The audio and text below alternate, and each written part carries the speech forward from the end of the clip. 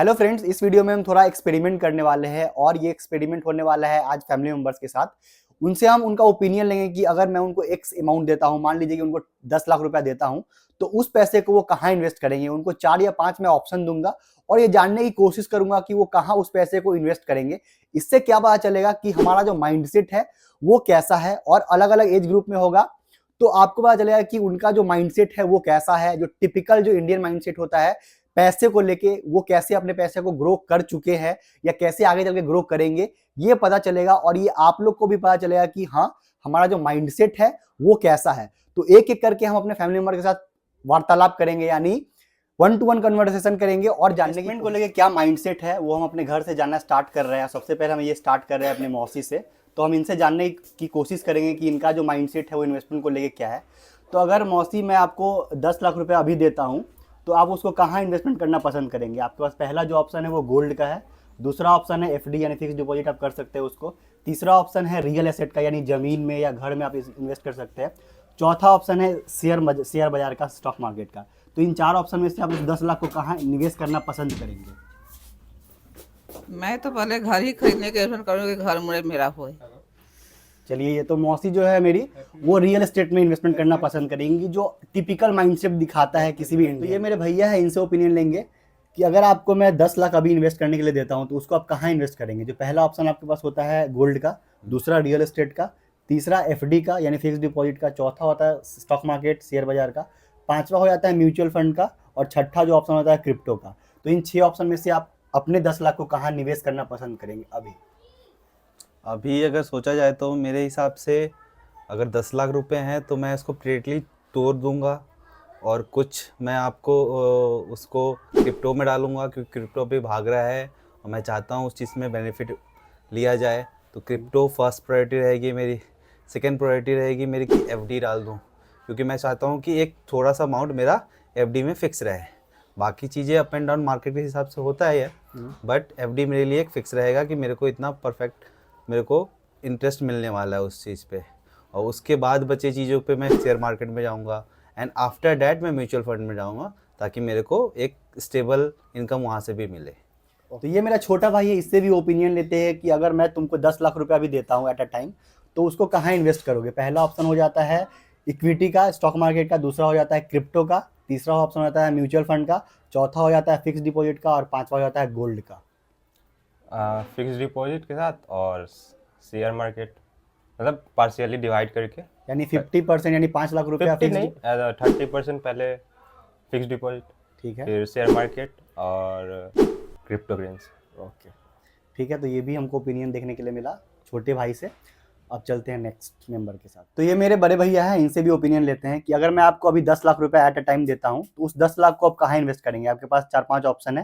पहला ऑप्शन होता है गोल्ड का, दूसरा ऑप्शन हो जाता है रियल एस्टेट का, तीसरा ऑप्शन हो जाता है फिक्स डिपॉजिट का, चौथा ऑप्शन है आपके पास स्टॉक मार्केट का, पांचवा है म्यूचुअल फंड का, और छठा हो जाता है क्रिप्टो करेंसी। तो इस 6 ऑप्शन में से आप अपने 10 लाख को कहाँ निवेश करना पसंद करेंगे। मेरा पहला प्रेफरेंस रहेगा गोल्ड को, ठीक है, and then FD, then other things. अच्छा तो कैसे इसको ब्रेक डाउन करेंगे अब 10 लाख को। फर्स्ट 50% गोल्ड, ठीक है, देन एफडी 20% और then बाकी 30%। 30%। ओके, तो ये मेरी बड़ी भाभी है, इनसे ओपिनियन लेते हैं। अगर आपको मैं अभी 10 लाख रुपया देता हूँ तो उस 10 लाख को कहाँ इन्वेस्ट कीजिएगा, कहाँ निवेश कीजिएगा। पहला ऑप्शन है गोल्ड का, दूसरा ऑप्शन है फिक्स डिपॉजिट का, तीसरा ऑप्शन है रियल एस्टेट यानी जमीन वमीन का, और चौथा ऑप्शन है शेयर मार्केट का, पांचवा है म्यूचुअल फंड का, और छठा है क्रिप्टो का, बिटकॉइन का जिसको हम जानते हैं। तो आप अपने 10 लाख को कहाँ निवेश करना पसंद करेंगे। Fix deposit. सारा का सारा पैसा फिक्स डिपॉजिट में। यस। चलिए, तो बड़ी भाभी से हमारा जो ओपिनियन निकल के आता है कि सारा का सारा पैसा फिक्स डिपॉजिट। तो ये मेरी छोटी भाभी है, इनसे ओपिनियन लेते हैं कि पैसा को लेके इनका ओपिनियन क्या है। तो अगर हम आपको अभी 10 लाख रुपए इन्वेस्ट करने के लिए देते हैं तो उसको कहाँ कहाँ इन्वेस्ट करेंगे। पहला ऑप्शन हो जाता है गोल्ड का, दूसरा ऑप्शन हो जाता है फिक्स डिपॉजिट का, तीसरा ऑप्शन होता है रियल एस्टेट यानी जमीन का, चौथा ऑप्शन हो जाता है आपके पास स्टॉक मार्केट का, शेयर बाजार का, पांचवा हो जाता है म्यूचुअल फंड का, और छठा हो जाता है बिटकॉइन यानी क्रिप्टो करेंसी का। तो आप अपने 10 लाख को कहाँ निवेश करना पसंद करेंगे आज के दिन में। Mutual fund. सारा का सारा पैसा म्यूचुअल फंड में। हाँ। चलिए, तो यहाँ पे ओपिनियन निकल के आ रहा है कि म्यूचुअल फंड में ये निवेश करना पसंद करेंगे। तो जैसा कि आपने देखा कि अलग अलग फैमिली मेंबर का अलग अलग ओपिनियन है, ओपिनियन और टिपिकल माइंडसेट आपको देखने के लिए मिला। जैसे कि मेरी मौसी ने बोला कि रियल एस्टेट में, क्योंकि उन्होंने इसको अचीव किया है, उन्होंने जमीन में इन्वेस्ट किया है, उनके पास 2 घर है, तो वो माइंडसेट दिखता है। एक भाभी ने बोला कि सारा का सारा पैसा वो फिक्स डिपॉजिट करेंगी, तो वो माइंडसेट दिखता है कि वो रिस्क लेना नहीं चाहती हैं। फिर एक मेरे छोटे भाई ने बोला कि वो स्टॉक मार्केट में भी करेगा और फिक्स डिपॉजिट में, तो ये मेंटली वो मानसिकता दिखाता है कि वो रिस्क भी लेना चाहता है, एट द सेम टाइम वो उस पैसे को बचाना भी चाहता है। वो मतलब 50-50 रिस्क हो गया और यहाँ पे 50% वो सेव करना चाहता है अपने पैसे को। एक भैया ने वो बहुत ही अच्छा जवाब दिया कि वो उसको डाइवर्सिफाई करेगा अलग अलग अक्रॉस द सेक्टर में, अक्रॉस द जितना भी मैंने उनको ऑप्शन बताया था, उन्होंने बोला कि सारे पैसा को अलग अलग जगह पे इन्वेस्ट करेंगे।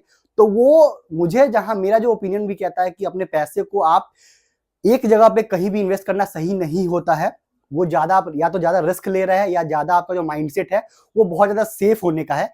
तो अगर आप सेफ मानसिकता के साथ चलेंगे तो आप पैसा ग्रो नहीं कर पाएंगे। एट द सेम टाइम अगर आप रिस्क लेना चाहते हैं, अगर वो रिस्क आप पे गलत डायरेक्शन में चला गया, वो वहां पे पैसा आपका डूब भी सकता है। तो डाइवर्सिफिकेशन एक ऐसा तरीका है जहां पे आप अलग अलग सेक्टर में आप पैसा को इन्वेस्ट करते हैं, इससे आपका पैसा भी ग्रो करता है। एट द सेम टाइम जो आपका रिस्क है वो भी कवर होता है और रिस्क भी आपका कम होता है।